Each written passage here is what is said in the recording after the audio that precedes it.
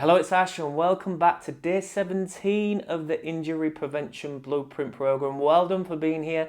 Today we are working back onto our piriformis area. We're going to make a start by working into our glutes by coming onto our back. So we're going to strengthen into that glute piriformis area with feet up. So once we strengthen the glutes, we can support the piriformis area. So knees nice and bent like this, and then hands behind by the side of the back. And then what we're going to do is we're going to send the hips up and we're going to squeeze and we're going to hold this. So let's go.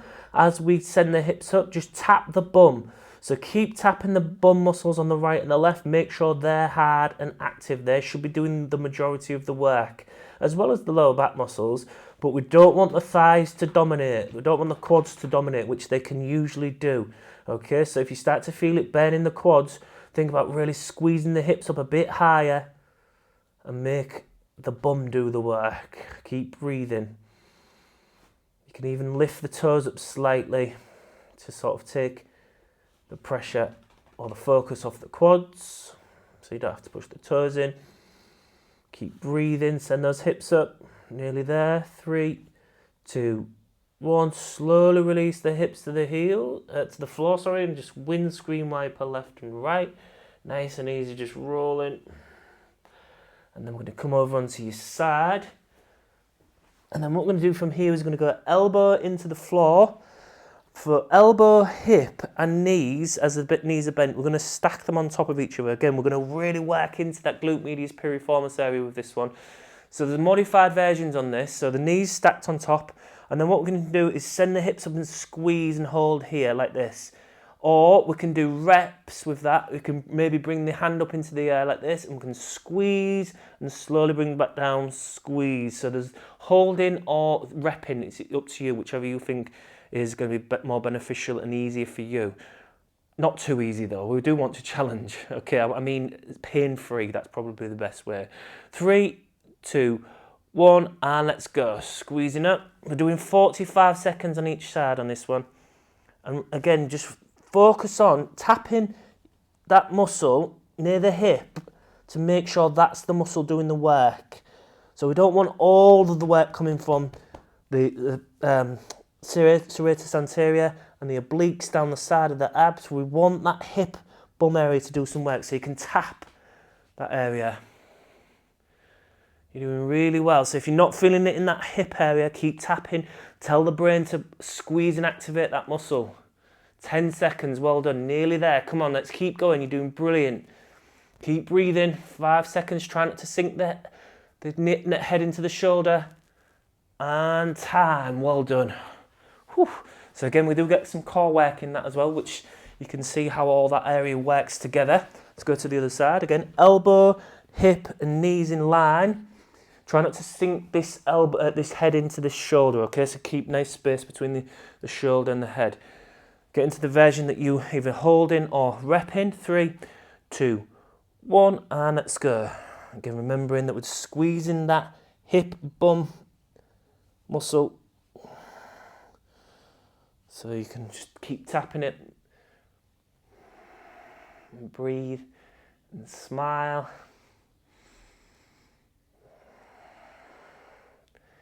So as we go through, again, just focus on really getting that good squeeze from the hip, not just down the side of the abs. 15 seconds, come on, you're doing really well. We can keep going. You can do this. Get back on it if you've paused. Let's go, we're nearly there. You're doing brilliant. 5 more seconds. 2, 1, and time. Well done. Good work. Okay, that's the strength work done in our piriformis session today. What we're going to do is we're going to bring, as if we're coming into a cross-leg position, but then we're going to take the right foot back and have a gap between the foot and the knee and hands backwards. We're going to floss. So we're going to bring the knees up and we're going to roll all the way from one side to the other. I'm going to make sure I've got some space here. So roll from one and then all the way to the other. So all you're doing is rolling from the inner to the outer part of the foot. Make sure you end up with a gap between the foot and the knee as they come into the floor. And again, that's massaging into that area. It's making everything a little bit more fluid and glide over each other, which I say quite a lot. Again, we're just moving through this and breathing. You will start to move, maybe like a snail or a slug, just slowly moving along the mat or the space that you're in. You can see my mat starting to get a bit crumpled. I should feel like it's giving it a really good, nice massage into that area.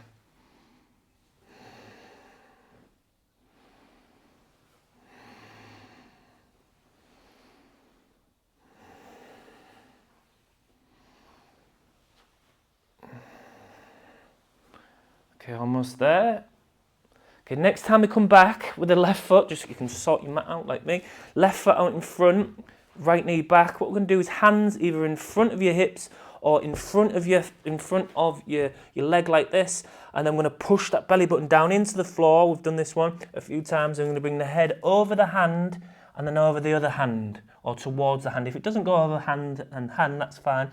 But think about keeping your spine long as you massage that hip area, that bum area into the floor. So you're pushing your belly button down into, pushing the belly button into the thigh, and pushing,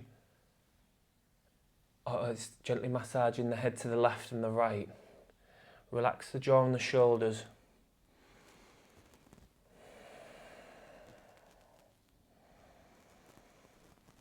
Okay, and then we're just slowly lifting the head and chest, and let's switch the legs around, and let's go hands in front of the hips or in front of the leg, and again we're going to push the belly button down into that thigh, that right thigh, as you lift your head and chest nice and long away from the hips, so you keep your lower back nice and supported, and we're moving over the head, over the hand, and then over the other hand.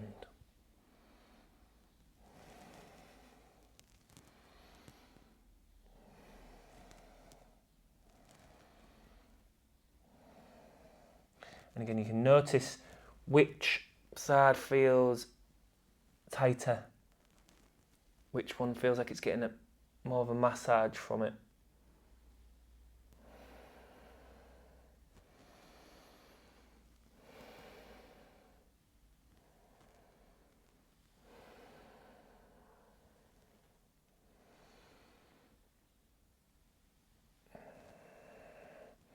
Okay, and then slowly lifting up. And then what we're going to do is bring the legs out in front, have a little bit of a wiggle and a shake of those legs. And then from here, what we're going to do is we're going to bring the left ankle area onto the right thigh, and then bring the right foot up towards the hip. And then from here, we're just going to start to really gently massage that left hip into the floor. So sit a bit more of the weight into the left hip, and then just rock. Just really slowly and gently into that left hip glute area, the piriformis, glute medius. So it's really nice, just again, to get that good massaging effect. You might even feel, if you feel any sort of like tingles, like sciatic tingles, and it doesn't feel right, don't keep squishing, just try and move around and make it more comfortable. So it's maybe your nerve getting pinched.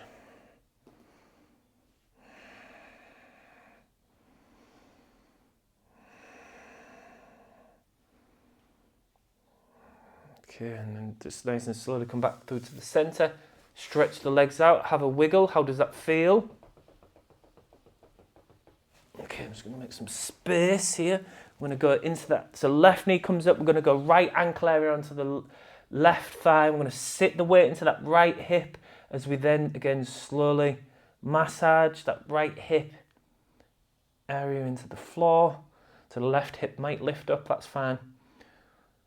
So it's like we're using the mat and the floor for like somebody's forearm, giving us a deep tissue massage into that area.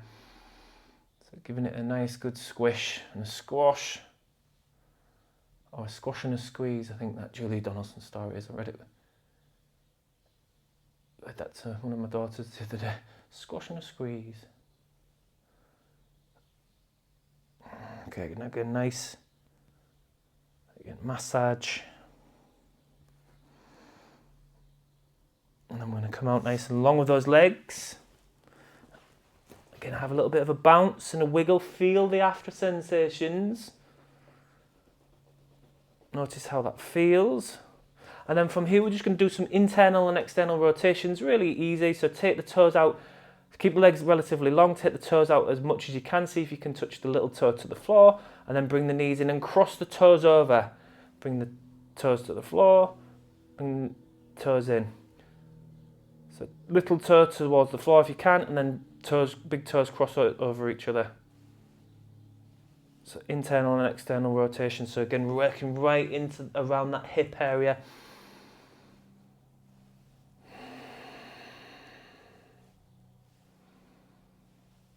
Notice, do you have more movement and activation in one side? Does one side feel like it's easier to do? Or maybe you can get to the floor on one side but not the other. So this is where we learn and we figure out things about our body, and we can change them. We can work on them to, again, help prevent an issue that might be starting to brew. Okay, and then we have a little shake out. We are finished today's session. Fantastic work, well done. Again, as always, it's that time of the session where I just ask if you could give it a thumbs up. I'll put thanks for the video. Also, if you are interested in having me as your coach, working with me together to make you stronger and more flexible and help you run better, have a look in the link in the description below. But well done, we're making fantastic progress. Let's keep going, and I shall see you in tomorrow's video.